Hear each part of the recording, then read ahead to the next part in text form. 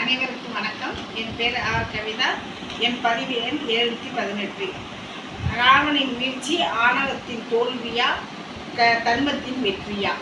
சிவனை வெற்றி பெறக்கூடிய வலிமை என் மகன் இந்திரஜித்துக்கு உண்டு. ஒரு மானிடன் கொல்ல இயலாது, எனவே வந்திருப்பது மனிதன் அல்ல, வேதநாயகன் ஸ்ரீ ராமபிரானே. சீதையை சிறைபிடித்தால் நம் அனைவரும் அழிந்து போவோம். நாளைய போரில் ராமன் இப்படித்தானே இருந்து கிடப்பான் என்று புலம்பி அழுதாள்.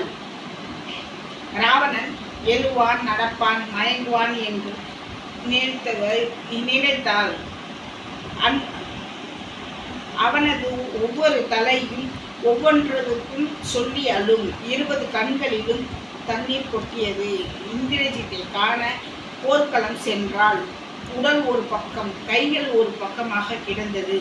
அதை கண்ட சுலக்ஷனா ராமரிடம் அழுது கூச்சலிட்டாள்.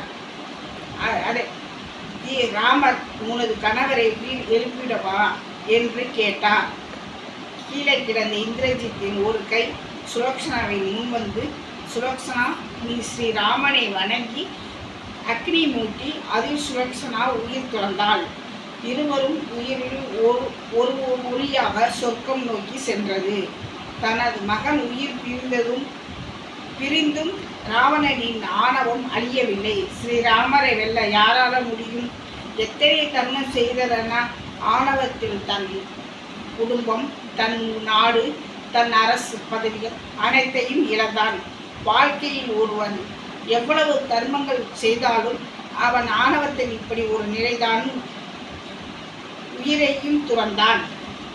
நன்மையும் செல்வமும் நாமும் நல்குமே, தீமையும் பாவமும் சினந்தான் தெரியுமே.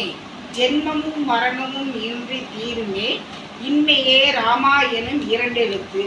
ராம் ராம் ஜெய ராம். நன்றி, வணக்கம்.